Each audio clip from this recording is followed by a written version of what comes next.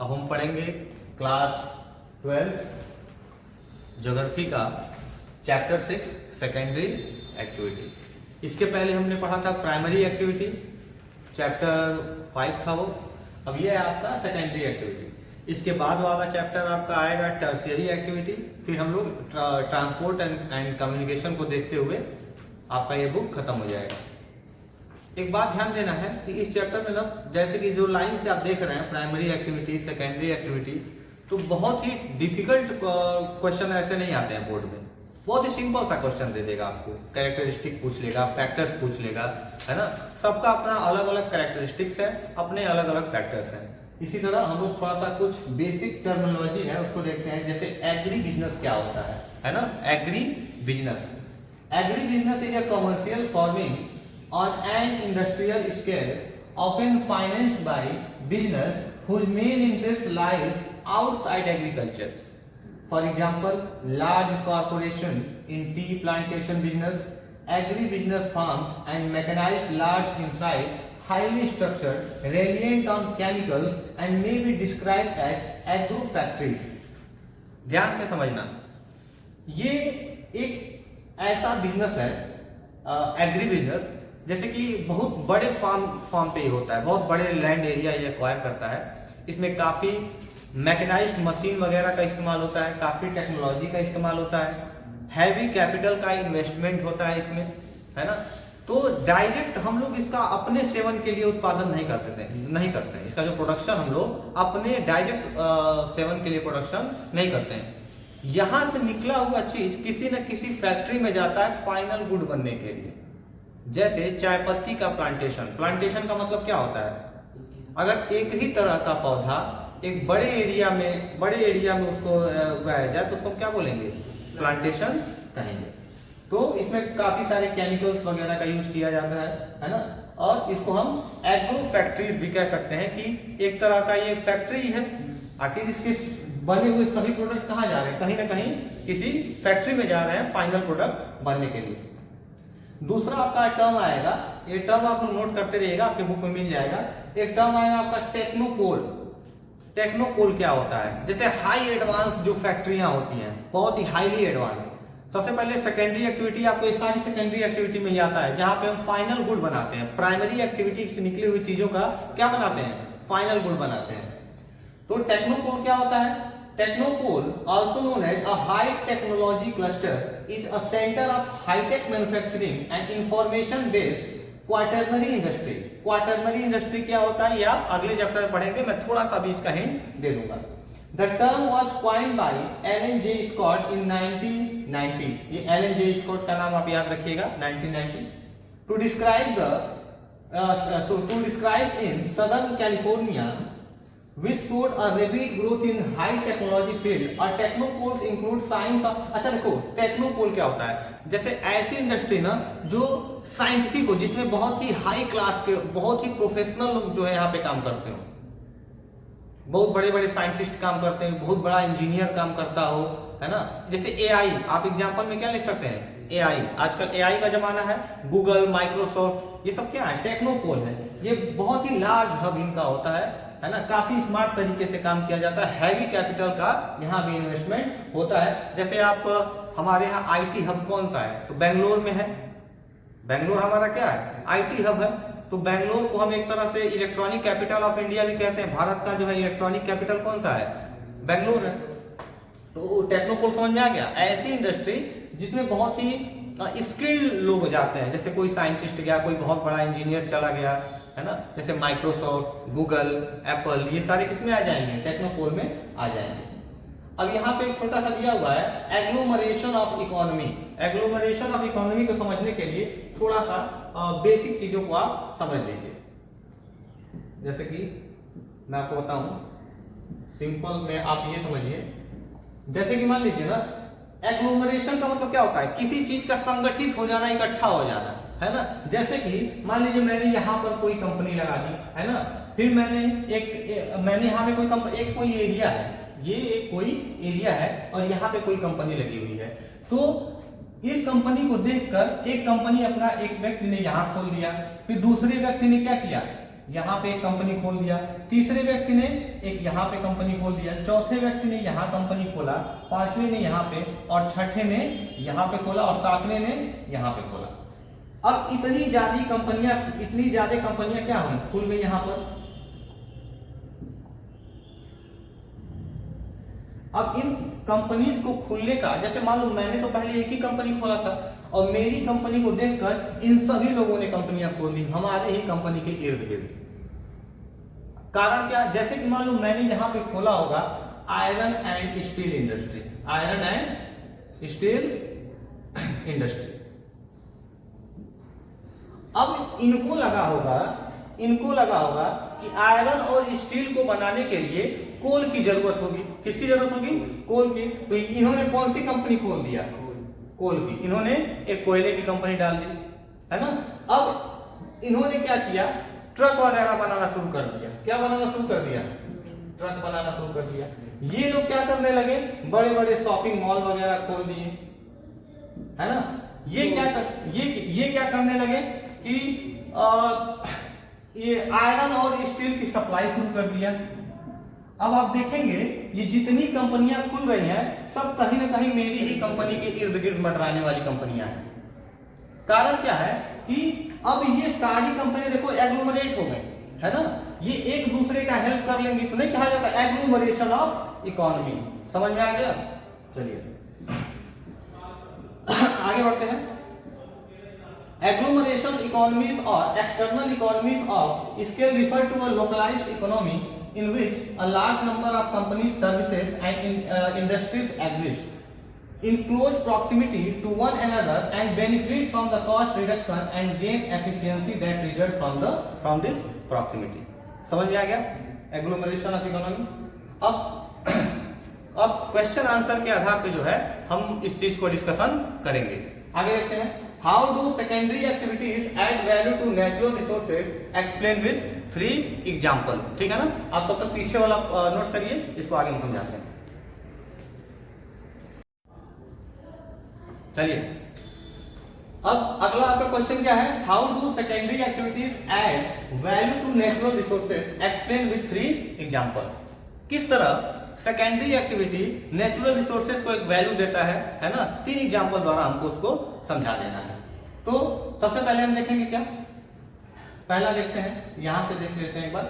Secondary activities add value to natural resources by transforming raw material into more usable product. Secondary activities are concerned with manufacturing process and construction infrastructure industries. The example are F. अच्छा एक बात बताओ, जैसे कि मान लो primary activity के द्वारा हमने गेहूं का उत्पादन कर दिया, हमने गेहूं का प्रोडक्शन, व्हीट का प्रोडक्शन हमने कर दिया। अब उस व्हीट को आटा कौन बनाएगा, मशीनें बनाएंगी। मशीनें कहाँ होंगी, फैक्ट्रीज में, है ना। तो वो क्या हो गया, सेकेंडरी एक्टिविटी। आप खाते हैं ना आशीर्वाद आटा, मार्केट में मिलता है, तो वो फाइनल गुड हुआ। अगर क्या तुम डायरेक्ट गेहूं नहीं खाओगे, अगर चाय पत्ती है तो चाय पत्ती का पत्ता नहीं खाओगे, चाय पत्ती के सीड्स नहीं खा जाओगे, वो जाएगी कहाँ पे, इंडस्ट्रीज में जाएंगी। तो सबसे पहले तो ये सेकेंडरी एक्टिविटीज में प्राइमरी एक्टिविटी को वैल्यू दिया जाता है ना। कुछ एग्जांपल है उसके, जैसे कि यहाँ पे देख लीजिए, cotton in the ball has limited use but after transforming into yarn it becomes more valuable and can be used for making cloth. जैसे मान लीजिए कॉटन है, कॉटन का नॉर्मली बहुत यूज होता है, जैसे आपको चोट लग गया, कॉटन से ऐसे चोट को साफ कर लो, है ना। लेकिन जब हम उसका धागा बना लेते हैं, यार्न बना लेते हैं, तो इससे हम इसकी वैल्यू और बढ़ जाती है, इससे कपड़ों को भी सिला जाता है। एक एग्जांपल आपने दिया, वैसे ही आप 2 एग्जांपल दे दिए। जैसे मान लीजिए आयरन ओर। आयरन ओर का मतलब क्या है, जहां से आयरन को एक्सट्रैक्ट किया जाता है, जिसमें से आयरन निकाला जाता है।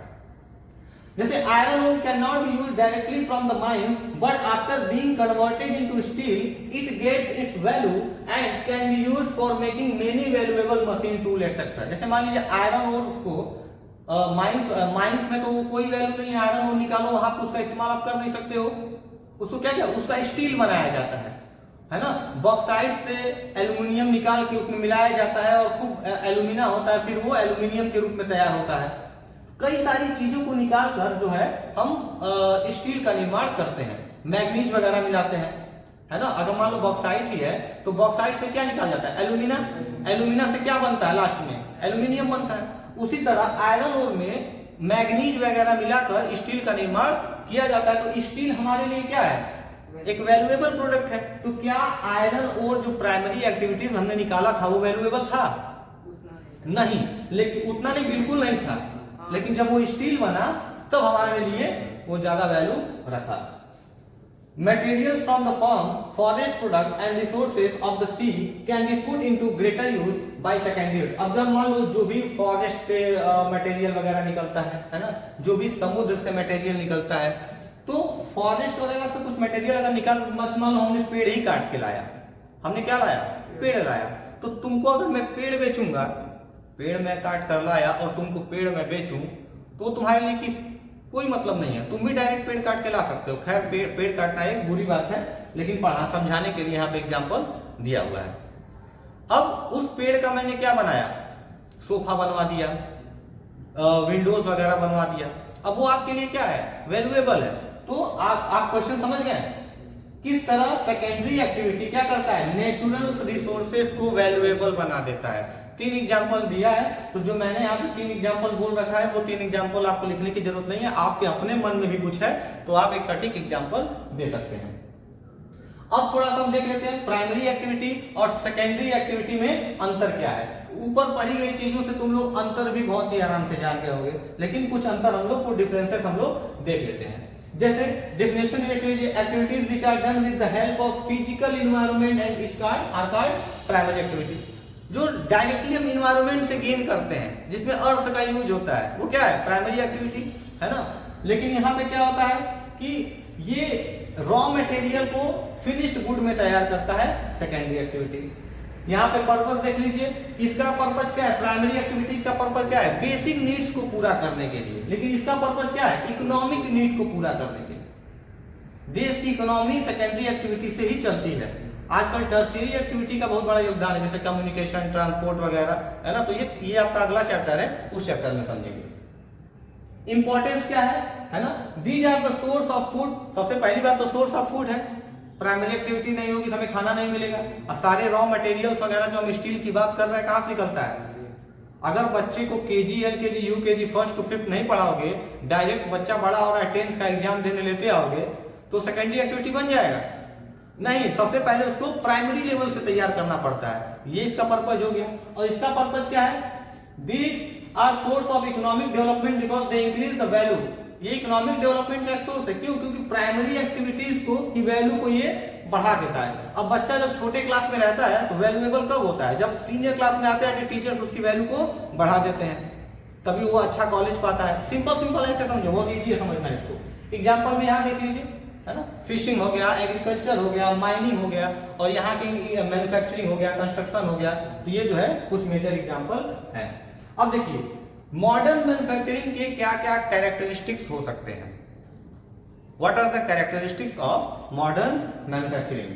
तो हम देखते हैं यहाँ पे थोड़ा सा कुछ की पॉइंट्स देख लेते हैं। Mechanisation refers to using gadgets which accomplish tasks. The advantage stage of mechanization is automation that refer to completion। अच्छा देखो पूछ देगा what is mechanization। आपके एग्जाम में क्या पूछ सकता है, what is mechanization।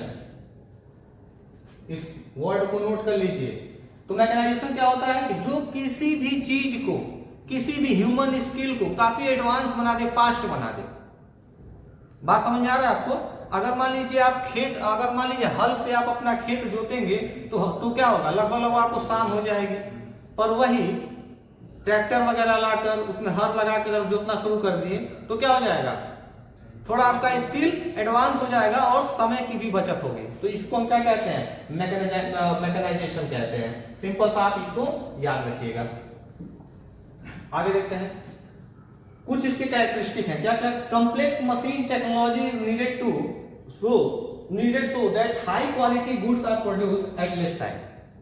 काफी कॉम्प्लेक्स मशीनरी का यूज किया जाता है। क्यों किया जाता है, क्योंकि एक अच्छी क्वालिटी का गुड्स तैयार हो और समय भी कम लगे। It requires vast capital so that machine with the latest technology can be used in manufacturing. काफी ज्यादा कैपिटल का भी इन्वेस्टमेंट होता है भाई आप मैकेनाइजेशन जितना ज्यादा करोगे उतने ही कैपिटल का इन्वेस्टमेंट करेगा, है ना। Extreme specialisation and division of labour is required that can work efficiently on the machine. बहुत ही स्पेशलाइजेशन की जरूरत होती है, काफी स्किल्ड लोग यहाँ पे रखे जाते हैं, और डिवीजन ऑफ लेबर भी होता है। ऐसे जैसे डिवीजन ऑफ लेबर का मतलब समझो, है ना, थोड़ा सा इसका मतलब एक बार समझ लो। जैसे कि मान लीजिए ये कोई मशीन है ना, ये कोई मशीन है। अब ये मशीन क्या कर रही है, एक मान लो लॉलीपॉप ही बना रही है, तो यहाँ पे लॉलीपॉप को इकट्ठा करने वाला एक लेबर होगा, है ना। यहाँ पे लॉलीपॉप में डंडा डालने वाला जो है, उसमें स्टिक लगाने वाला एक लेबर यहाँ पे होगा, यहाँ पे उस पे रैपर चढ़ाने वाला एक व्यक्ति होगा, इस जगह पे उसका पैकिंग करने वाला एक व्यक्ति होगा। तो ये जो आदमी है केवल लॉलीपॉप ही उसका उठाना काम है, वो दिन भर वहां पे वही काम करेगा। जो लास्ट में व्यक्ति खड़ा है उसका काम पैकिंग का है, तो केवल पैकिंग करेगा, उसके अलावा कोई काम नहीं करेगा वो। और जब इसका शिफ्ट खत्म हो जाएगा तो इसकी जगह पे कोई और आ जाएगा। समझ में आ रहा है ना, इसको कहते हैं डिवीजन ऑफ लेबर, काम को बांट देना, काम का कार्य का विभाजन कर देना। तो ये आप मैकेनाइजेशन समझ गए। Technological innovation through research control reducing waste and inefficiency combating pollution. Pollution देखो, टेक्नोलॉजी जितनी अच्छी होगी पॉल्यूशन तो उतना कम होगा, है ना। अब देखिए, explain the role of power and raw material in the location of heavy industry in India, explain main factor that influence industrial location in the world. अच्छा एक बात ध्यान सुनो, मैं क्वेश्चन पढ़ के और आपके चैप्टर को एक्सप्लेन कर रहा हूं, याद रखिएगा ये सारे क्वेश्चन इंपॉर्टेंट है। आप लोग अपने नोट्स में इस सभी क्वेश्चन को डालिएगा, उसका आंसर लिखिएगा। मैं आप लोगों को इसलिए फोटोज नहीं भेज रहा हूं कि डायरेक्ट यहाँ पे सारी चीजें हो जा रही हैं। समझ में आ रहा है आपको? तो ये सब इंपॉर्टेंट क्वेश्चन है, इसका एक्सप्लेनेशन भी खूब बढ़िया से दिया हुआ है, खूब ढंग से इसको पढ़ लीजिएगा। There are a number of factors which are important in the location of industry all over the world. These can be, अच्छा देखो सबसे पहले क्वेश्चन को समझ लेते हैं। Explain the role of power and raw material in the location of heavy industry in India. आपको क्या बताना है, भारत में जितनी भी हैवी इंडस्ट्रीज लगी हुई हैं उसमें पावर यानी कि बिजली, पावर तो बिजली भी हो सकता है ना, और रॉ मटेरियल का लोकेशन क्यों इंपॉर्टेंस रखता है?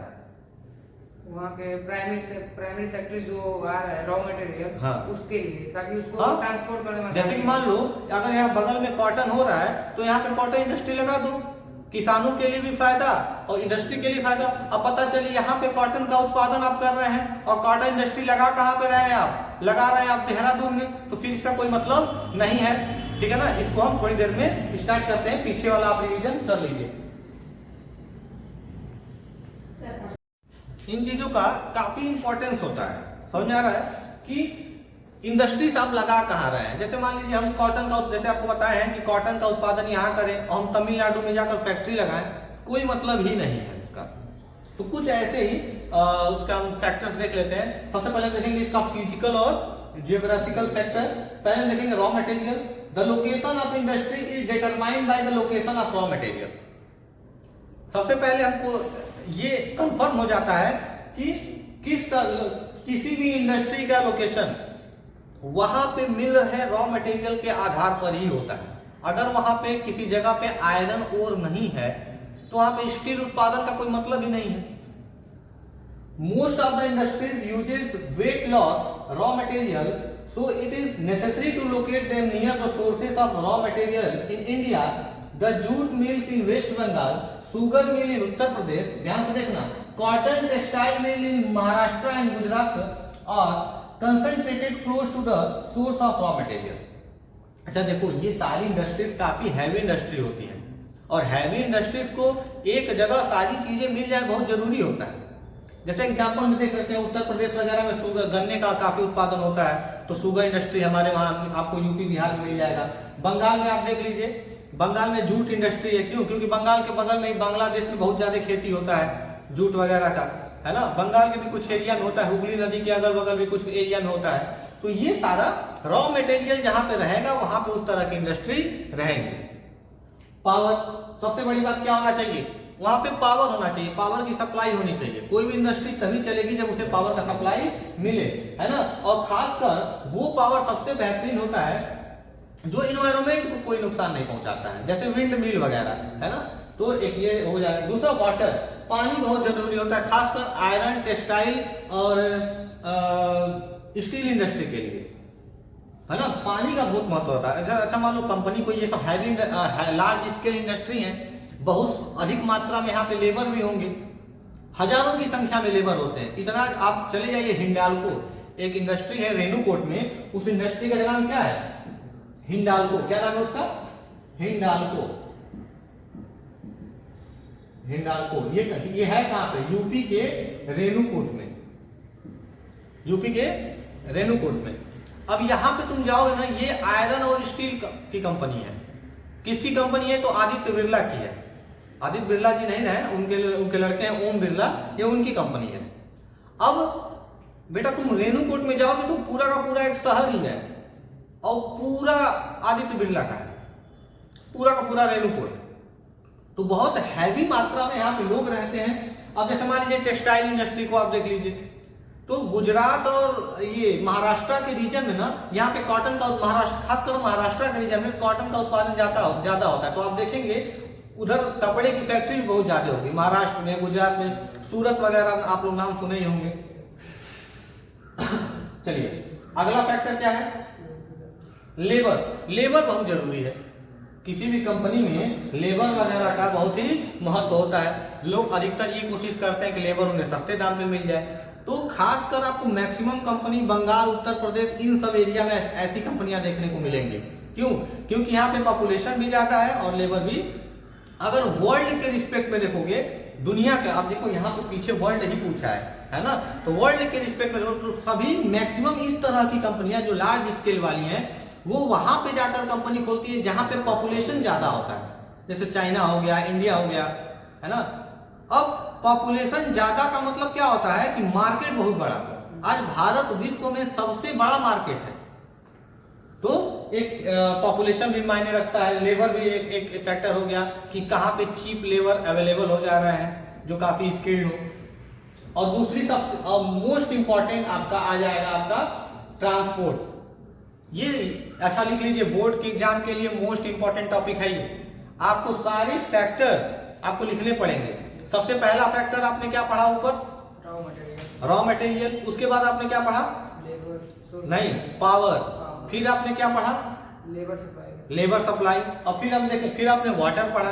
फिर यहाँ पे ट्रांसपोर्ट। ट्रांसपोर्ट बहुत जरूरी होता है। जैसे यहाँ पे देख लीजिए, many industries around Kolkata, Mumbai, Chennai are develop due to the good network of railway.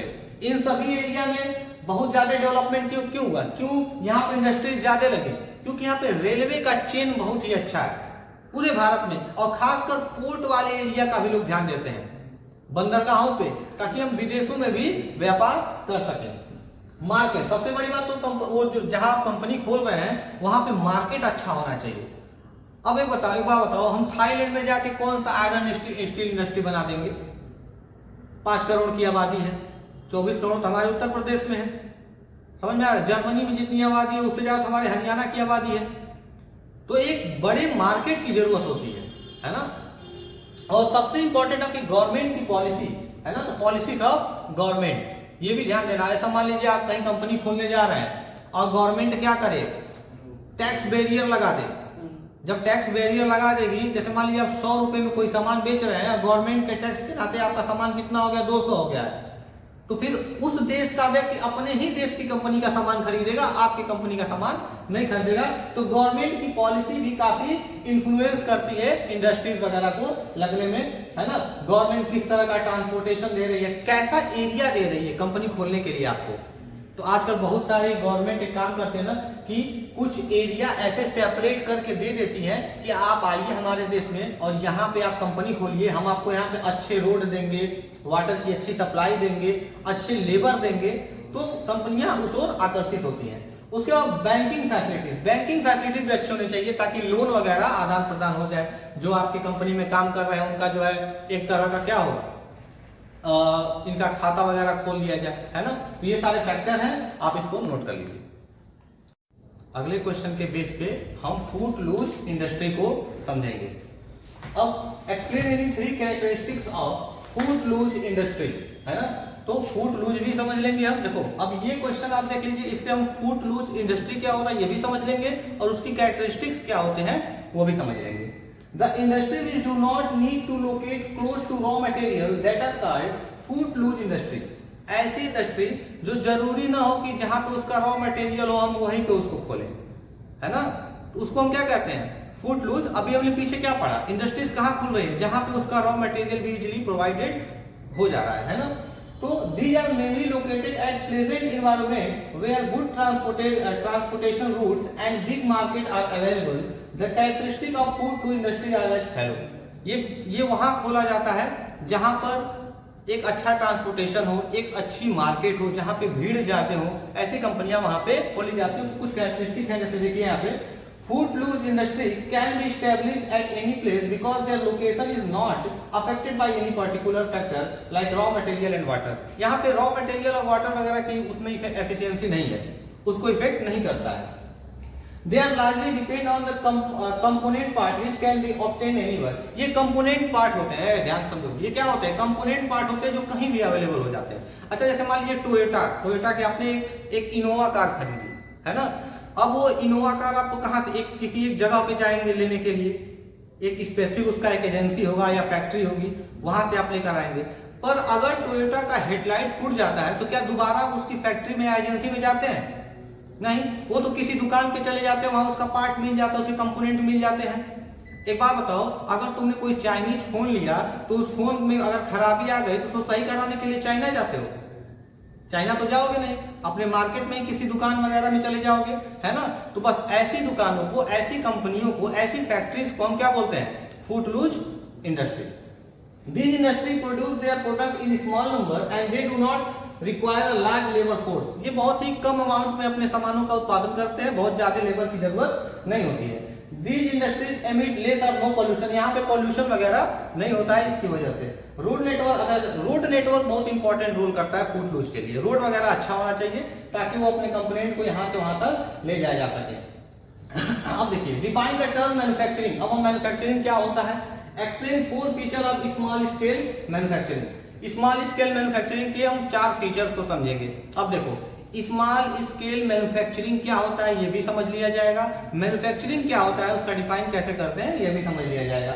Manufacturing means to make by hand, however now it includes good made by machines. It is essentially a process which involves transforming raw material into finished good for higher value for sale in local और distant market. Manufacturing मतलब क्या होता है ना, किसी भी चीजों को हाथों के माध्यम से बना देना, तैयार कर देना। आजकल तो मशीनों का इस्तेमाल किया जाता है तैयार करने में, तो मैन्युफैक्चरिंग में हम एक चीज और ऐड कर सकते हैं कि मैन्युफैक्चरिंग क्या करता है, रॉ मटेरियल को एक फिनिश्ड गुड बनाता है। चलो, तो इसमें आप लोगों ने देखा कि किसी भी प्रोडक्ट को हाथों से बनाया जाए या फिर आजकल तो मशीनों का इस्तेमाल हो ही रहा है।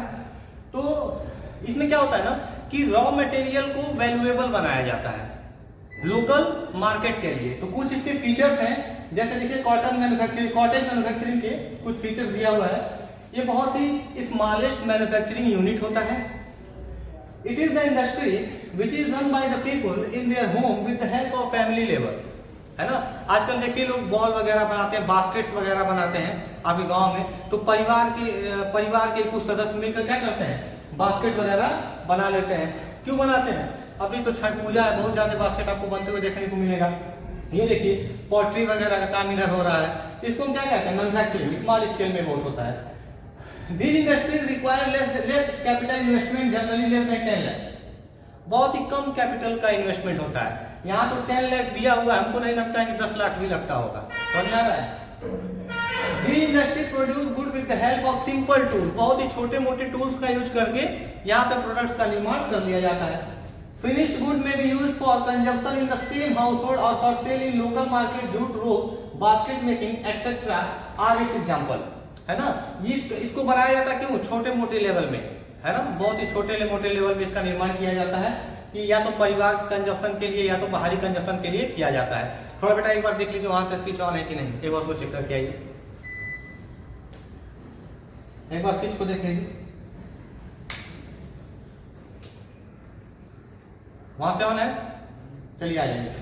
अब हम देखते हैं feature of small scale manufacturing are as follow. कुछ इसके फीचर्स देखते हैं स्मॉल स्केल मैन्युफैक्चरिंग के। यहाँ पे देखिए, These are industries in which products are produced by human labor on a small scale. यहाँ पे जो भी प्रोडक्ट्स का निर्माण किया जाता है ह्यूमन द्वारा ही, ह्यूमन लेबर के द्वारा ही। Small scale industry need less capital investment. अच्छा देखो यहाँ से तुमको एक चीज और समझ में आएगा, स्मॉल स्केल इंडस्ट्री क्या होती है, आगे आप पढ़ेंगे स्मॉल स्केल लार्ज स्केल, है ना। तो इसको भी ध्यान में रखते हुए जब वहां पे आएगा तो मैं उसको स्किप करते हुए आगे बढ़ जाऊंगा। लगभग 10 लाख से 1 करोड़ के बीच में इस कंपनी को खोल दिया जाता है। These is simple power driver machine, बहुत ही सिंपल पावर ड्राइवर मशीन वगैरह का इस्तेमाल, जैसे देखो अब आप बहुत जगह देखोगे ना सूजी बनाने वाली कंपनी जो होती है, मिल वगैरह लोग खोल लेते हैं, लगभग 1 करोड़ का इन्वेस्टमेंट होता है और स्मॉल स्केल इंडस्ट्री खोल लेते हैं, तो 100-200 लेबर उसमें काम करते हैं। रॉ मटेरियल कहाँ से आता है, आउटसाइड, कहीं लोकल मार्केट से या कहीं बाहर से मंगा लेते हैं लोग। तो यहाँ पर भी आपको एक चीज देखने को मिलेगा कि यहाँ पर भी रॉ मटेरियल वहां पे हो ये कोई जरूरी नहीं है। Production of small scale industry is sold in outside market by trader, इसको बाहर की ओर ही बेचा जाता है किसी भी व्यापारी के द्वारा। फीचर अब देखो, हम देखेंगे लार्ज स्केल इंडस्ट्री क्या होता है। They are the industry in which product are produce in highly developed machine, ये ऐसी इंडस्ट्री है जहां पे जिस भी प्रोडक्ट का उत्पादन हो रहा है बहुत ही हाईली डेवलप्ड मशीनरीज के द्वारा की जा रही है। जैसे आप एग्जांपल में टाटा का आप एग्जांपल दे सकते हैं, रिलायंस का आप एग्जांपल दे सकते हैं, हिंडाल्को का आप एग्जांपल, जो आयरन एंड स्टील कंपनी है। यहाँ पे 1 करोड़ या उससे ज्यादा, है ना, यहाँ पे ध्यान से देखो, यहाँ पे 1 करोड़ या उससे ज्यादा की लागत लग जाती है लार्ज स्केल इंडस्ट्री में, है ना।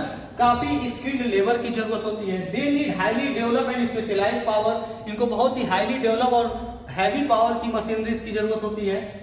रॉ मटेरियल इनके लिए क्या होता है, raw materials are imported from outside area even from other country, जो रॉ मटेरियल है वो बाहर से भी मंगाया जा सकता है और जरूरत पड़ने पे विदेशों से भी मंगाया जा सकता है। ये केवल भारत के पर्सपेक्टिव से नहीं है, किसी भी देश का यही कंडीशन है। Production of large scale industry is sold in outside market even also exported to other country, जो भी यहाँ पे प्रोडक्शन होता है ये मार्केट में आउटसाइड बेचा जाता है, या फिर अगर ज्यादा प्रोडक्शन हो रहा है तो इसको एक्सपोर्ट भी किया जा सकता है। एक्सपोर्ट का मतलब एक देश से दूसरे देश में भेजना। This manufacturing involves a huge market, different raw material, specialized worker, advance technology etcetera. Example में आप देख लीजिए आयरन एंड स्टील इंडस्ट्री आपका एग्जांपल, इसमें बहुत ही ज्यादा एडवांस लेबर चाहिए, काफी मशीनरीज चाहिए, लेबर बहुत ज्यादा चाहिए। एग्जांपल में टाटा और स्टील का आप देख सकते हैं। अब देखो, अब हम इंडस्ट्रीज का क्लासिफिकेशन करेंगे किस बेसिस पे, उनके इनपुट पे और उनके रॉ मटेरियल यूज पे। तो पहले हम देखते हैं depending upon the raw material use industry में be classified into. Raw material के बेस पे हम देखेंगे सबसे पहले क्या आ जाएगा, एग्रो बेस्ड इंडस्ट्री। ऐसी कोई भी इंडस्ट्री जो एग्रीकल्चर से संबंध रखती है उसको हम क्या कहेंगे, एग्रो बेस्ड कहेंगे, है ना। तो आप ऐसे फ्रूट वगैरह, है ना, जो फ्रूट जो एडिबल ऑयल होते हैं, ये जो टेक्सटाइल वगैरह होता है, ये सब क्या है। अब भाई टेक्सटाइल भी आ जाएगा, कॉटन वगैरह का उत्पादन कहाँ होता है, एग्रीकल्चर से होता है, तो इसको हम क्या बोलेंगे, एग्रो बेस्ड इंडस्ट्री। अब देखेंगे मिनरल बेस्ड इंडस्ट्री, जहां से ओर वगैरह से मिनरल को एक्सट्रैक्ट किया जाता है, जैसे aluminium, copper, non ferrous mineral such है एल्युमिनियम, कॉपर। अच्छा देखो, नॉन फेरस याद रखना, जिसमें आयरन की मात्रा ना हो, नॉन फेरस, एल्युमिनियम, कॉपर, है ना, ये सब ज्वेलरी इंडस्ट्री में इसका यूज। नॉन मेटेलिक भी होता है, जैसे सीमेंट वगैरह बनाया जाता है इसमें। केमिकल बेस्ड इंडस्ट्री, देखो इंडस्ट्री के नाम से ही आप समझ जाएंगे कौन सी इंडस्ट्री है। तो आपसे पूछेगा, आपसे एग्जाम में पूछेगा explain the industry on the basis of what, on the basis of raw material, तो आप ये सभी इंडस्ट्रीज के नाम डालेंगे।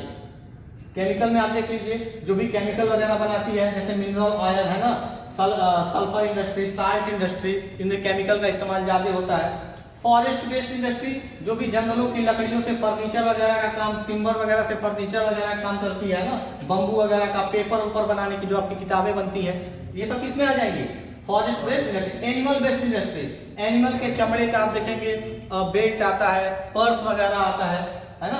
और बहुत ही विदेशों में आप जाएंगे ना तो इनके मीट वगैरह के लिए बहुत बड़ी कंपनी, बहुत बड़ी बड़ी मशीनरीज होती हैं जो इनको मीट को काटती हैं, है ना। बहुत ही हैवी मात्रा में मछलियों को पकड़ा जाता है, पोल्ट्री फार्म वगैरह क्या आ जाएगा, एनिमल बेस्ड इंडस्ट्री में आ जाएगा। Explain the classification of industry on the basis of output, है ना। उस अब इस पे देखते हैं, पहला बेसिक और की इंडस्ट्री। यहां पे थोड़ा समझने की जरूरत है, यहां पे ध्यान से समझिएगा।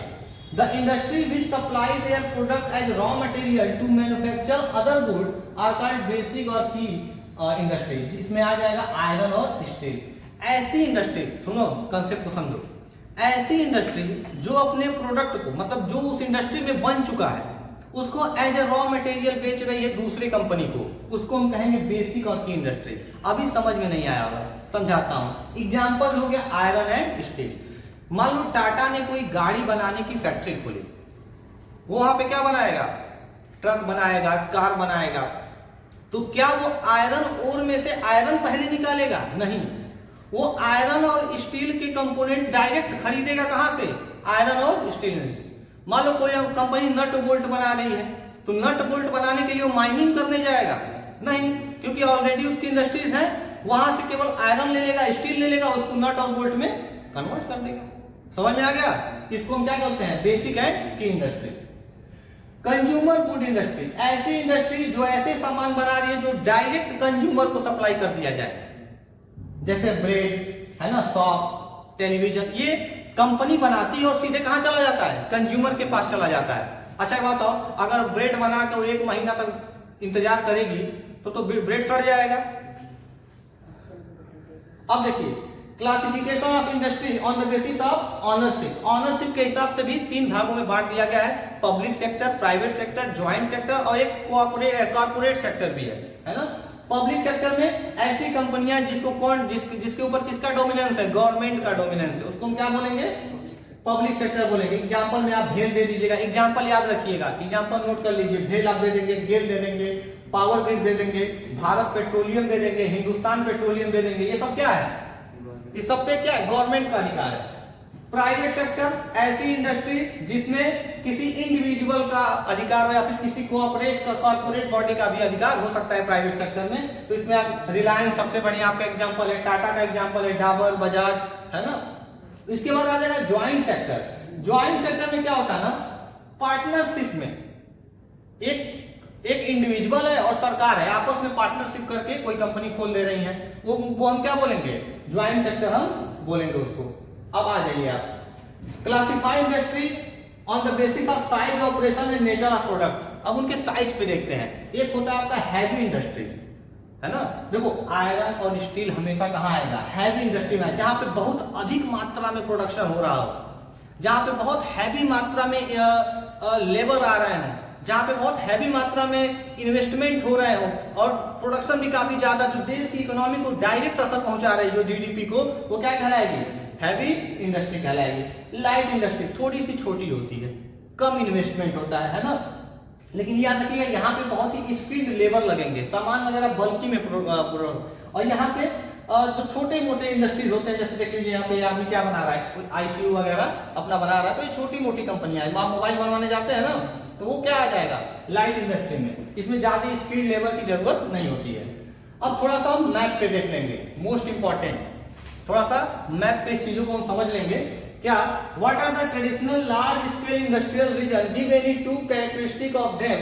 What are the characteristic of traditional large scale industrial region? तो यहाँ पे देखेंगे हम ट्रेडिशनल, सबसे पहले समझेंगे ट्रेडिशनल लार्ज स्केल इंडस्ट्री क्या हो, रीजन क्या है।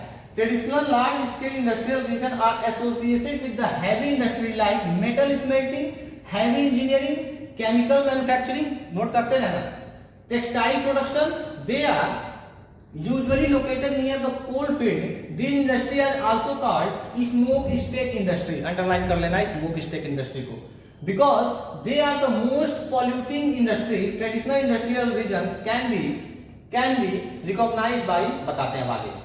ये ऐसी इंडस्ट्री है जहां पे मेटल इंडस्ट्री, क्या स्मेल्टिंग, मेटल को पिघलाया जाता है ना। टेक्सटाइल का प्रोडक्शन किया जाता है, काफी ज्यादा इंजीनियरिंग होता है, केमिकल मैन्युफैक्चर किया जाता है। और ये इंडस्ट्री मेनली वहां पे लगाई जाती है ना जहां पे कोल वगैरह अधिक मात्रा में मिले।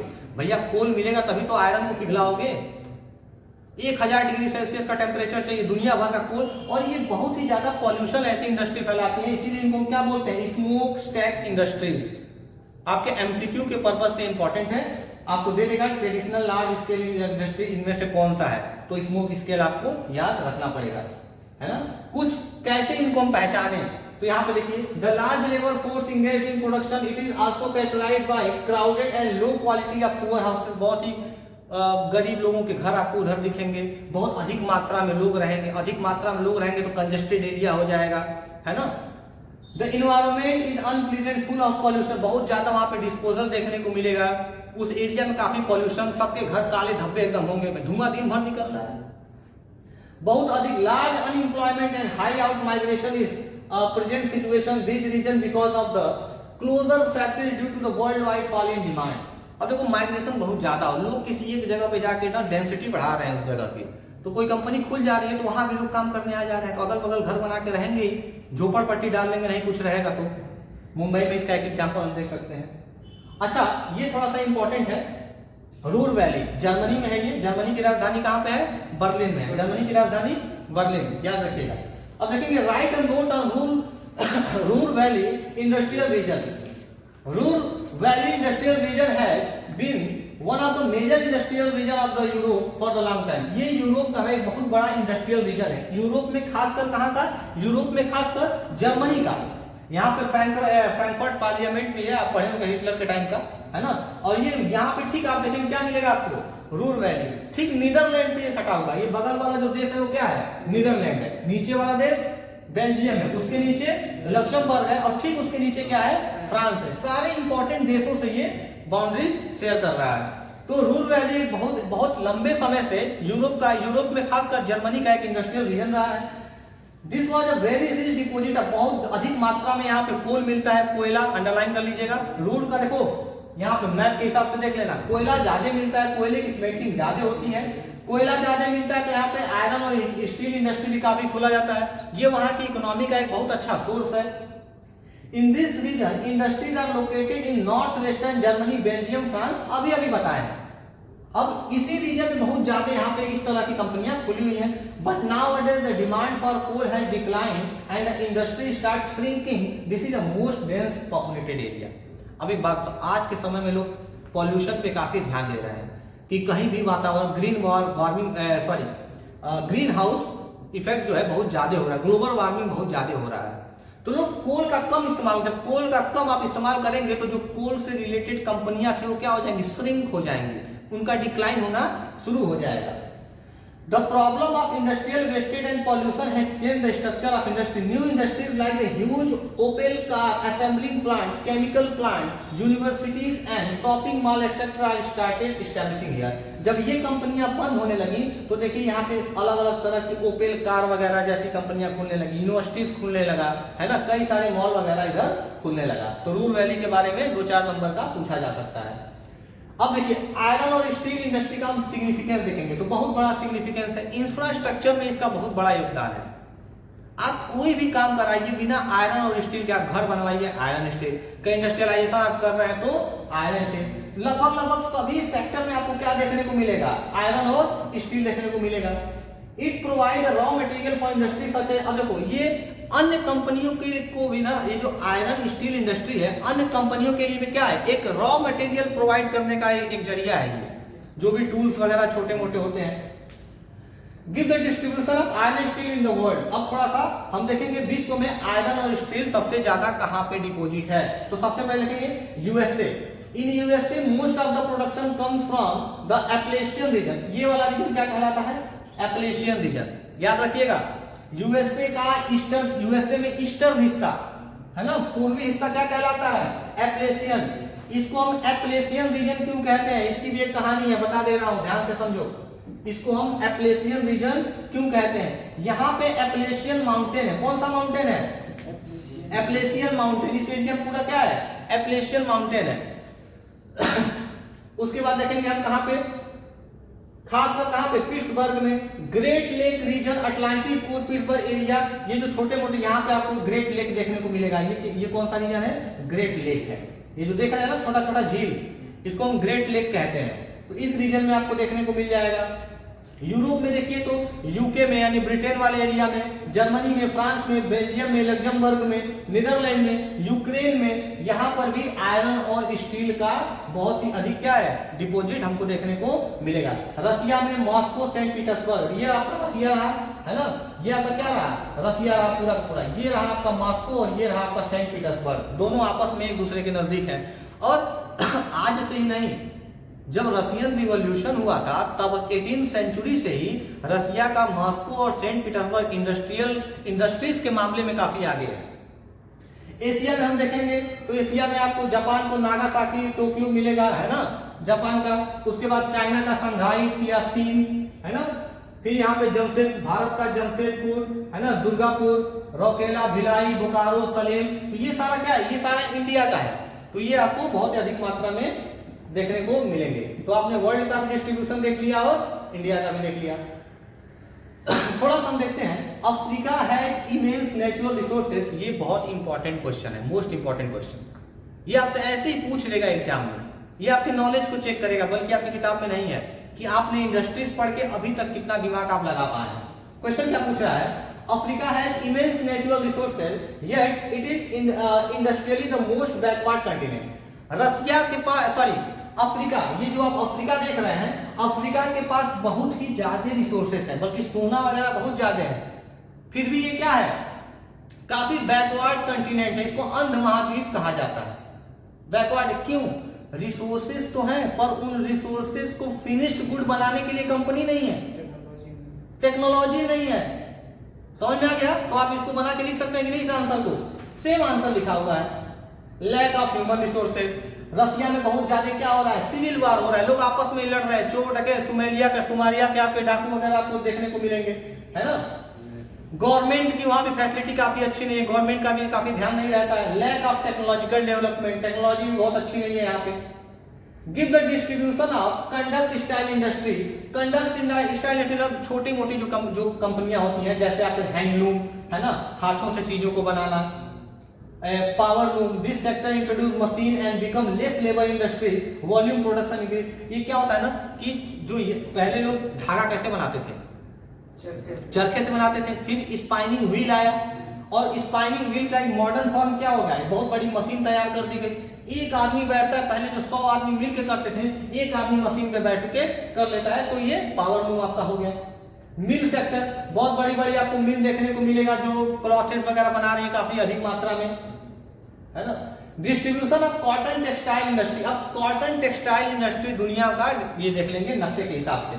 तो अब फिर देखिए कोस्टल रीजन में आपको ज्यादा देखने को मिलेगा, कोस्टल रीजन में जहां पे समुद्र है, क्यों, क्योंकि नमी, कॉटन उत्पादन के लिए नमी चाहिए, जहां पे पानी रहेगा वहीं तो कॉटन का उत्पादन होगा। तो आपको कोस्टल रीजन में ज्यादा देखने को मिलेगा पूरे विश्व में है ना। थोड़ा पढ़ लेते हैं हम लोग। Development and growth cotton and textile depend on availability of good quality of cotton. 6 country top पे हैं पूरे वर्ल्ड में, India, China, USA, Pakistan, Uzbekistan, Egypt है ना। यहाँ पे आपका होगा, इस वाले एरिया में आएगा उज्बेकिस्तान है ना, ये वाला आपका हो गया इजिप्ट, बाकी आपको मैंने बता दिया है। UK and northern western Europe country well, सबसे पहले 6 लोगों का तो नाम आप याद रखिएगा, टॉप 6 पे जो है इंडिया, चाइना, पहले नंबर पे भारत, फिर चाइना, ऐसे नंबरिंग के हिसाब से दिया हुआ है। UK and northern western Europe है ना, ये वाला क्षेत्र जो ये आपको दिख रहा है ब्लैक कलर में, ये वाला भी काफी है। Europe account about half of the world's cotton import, Europe में लगभग दुनिया का सबसे अधिक, लगभग आधा कॉटन का इंपोर्ट किया जाता है। क्यों, क्योंकि यहाँ पे ठंडी बहुत ज्यादा है, लोगों को कपड़ों की आवश्यकता ज्यादा होती है। अब बताओ ये सहारा रेगिस्तान में किसको कॉटन की आवश्यकता है, फिर ऐसा मत हो किसी को नहीं, लोग नंगे वहां थोड़ी घूम रहे हैं, मतलब सबको कपड़े की जरूरत है। Give the meaning of high tech industry, अभी अभी आपने पढ़ा हाई टेक इंडस्ट्री क्या होता है, मैंने पीछे आपको बता दिया। हाई टेक का मतलब जहां पे टेक्नोलॉजी काफी एडवांस हो, बहुत ही अधिक एडवांस मात्रा में आपको स्किल्ड लेबर दिखे है ना, जैसे कंप्यूटर डिजाइन, जो रोबोटिक, जो ऐसी कंपनियां जो रोबोट्स बना रही हैं, एआई पे काम कर रही हैं, एलन मस्क का एग्जांपल यहां पे दे सकते हैं। काफी देखो यहाँ पे सुनो, काफी प्रोफेशनल लोग काम करते हैं, व्हाइट कॉलर जॉब इसको कहा जाता है। रेड कॉलर जॉब किसको कहा जाता है, प्राइमरी एक्टिविटी, रेड कॉलर हम कल बताए थे आपको पिछली क्लास में। High tech industry regionally concentrated self sustain and highly specialised technopoles, काफी हाईली स्पेशलाइज्ड टेक्नोपोल्स उधर होते हैं। बहुत बड़ी बड़ी हैवी कंपनियां होती हैं जो टेक्नोलॉजी पे मैक्सिमम ध्यान देती हैं, है ना। एआई हो गया, रोबोट्स बनाने वाली कंपनी, गूगल, एप्पल, ये सब आप डाल सकते हैं, माइक्रोसॉफ्ट, है ना। अब देखिए अब ये आपका चैप्टर खत्म हो गया। हमको नहीं लग रहा है कोई, देखो आपको कोई प्रॉब्लम होगी, आप टेक्नोपोल्स ध्यान दीजिएगा, हाईटेक पे ध्यान दे दीजिएगा, बाकी स्मॉल स्केल, लार्ज स्केल, हर चीज को आपको समझा दिया गया है। आपका लगभग सेकेंडरी एक्टिविटी खत्म हो गया है। अगर आप क्वेश्चन आंसर को देखेंगे तो आप समझ जाएंगे। अच्छा यहाँ पे देखो नीट, ये जो कंपनियां होती है बेटा, इनके ऑफिस काफी मॉडर्न होते हैं, पूरा संगमरमर दिखेगा, पीओपी दिखेगा, एसी वगैरह दिखेगा, है ना। कहीं कहीं तो इनके यहाँ इनके लोगों के लिए स्विमिंग पूल होता है ना। तो ऐसी कंपनियां क्या होती है, हाईटेक होती है, बिल्कुल पॉल्यूशन नहीं होता है, ग्रीन एनर्जी पे ये लोग काम करते हैं। एसी भी होगा तो उसको चलाने के लिए ऊपर क्या लगा होगा, सोलर पैनल्स वगैरह लगे होंगे, है ना। तो किसी कोई दिक्कत नहीं है बेटा अभी। अब देखो, अब आप क्वेश्चन आंसर देखो, आपको बहुत ही आसानी समझ में आ जाएगा, है ना। ये तो एमसीक्यू है, मैं कोई भी देखो यहाँ पे difference between primary and secondary activity आराम से लिख लोगे। प्राइमरी 3-4 डिफरेंस आप बहुत आराम से दे सकते हैं। रेड कॉलर वर्कर है यहाँ पे व्हाइट कॉलर भी आप दे सकते हो, यहाँ पे लिखिए।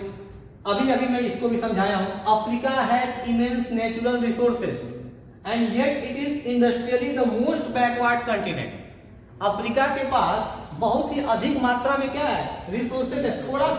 थोड़ा सा मैं अफ्रीका को यहाँ पे मैं आपको और बताना चाहूंगा। खैर आपका सेकेंडरी एक्टिविटी चैप्टर खत्म हो गया है, तो मैं हल्का सा अफ्रीका को और एक्सप्लेन कर देता हूं, थोड़ा सा समझने का प्रयास करिएगा।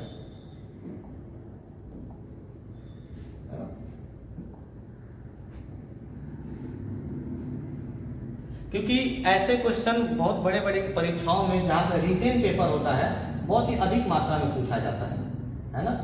तो थोड़ा सा हम अफ्रीका को देखते हैं। ये मान लीजिए अफ्रीका का मैप हम बना लेते हैं।